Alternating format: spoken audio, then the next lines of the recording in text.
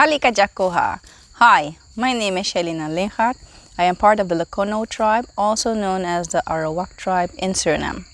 I represent the Association of Indigenous Village Leaders in Suriname, formerly known in Dutch as VIDS, who is the institute of all 52 indigenous traditional authorities in Suriname, and our main goal is to gain legal recognition of our collective rights, because as indigenous peoples, we are the first people of Suriname, who is the only country in South America that has not enacted legislation to recognizing our collective rights, in particular our land rights. We do not receive climate finance yet, but the VIDS, with support from donors, has carried out projects on climate awareness and research in indigenous communities, as well as partaking in international processes like the Climate Cup.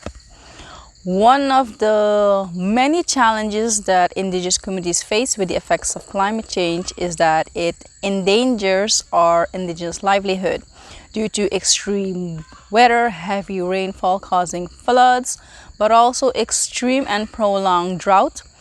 It has its effect on our health, on our food systems, our food security, our ecosystems, loss of biodiversity, relocation to other areas, but also loss of cultural traditional practices as well as indigenous knowledge. A positive impact that the climate funding for indigenous communities can bring is improving climate adaptation, by creating awareness programs, training programs, as well as providing tools for example, water resource management, preserving food security, as well as capacity building for indigenous leaders so they can advocate for their land rights, but also to partake and engage in decision making and planning processes on a national as well as an international level.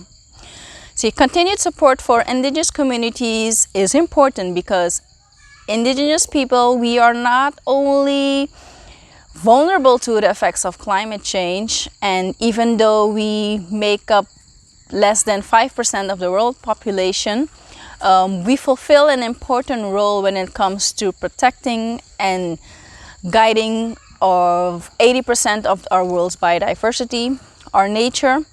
We are protectors of our forest, our water, our animals. The indigenous livelihood also causes zero carbon emissions. So why would you not want to support us? See, one of the ways indigenous peoples can continue our livelihood is to be a part of policy making processes, or let our voices be heard, create opportunities where we can tell our stories and share our experiences and our knowledge. That's why I support the Access Granted campaign. Minkako Boboratinde da. Thank you.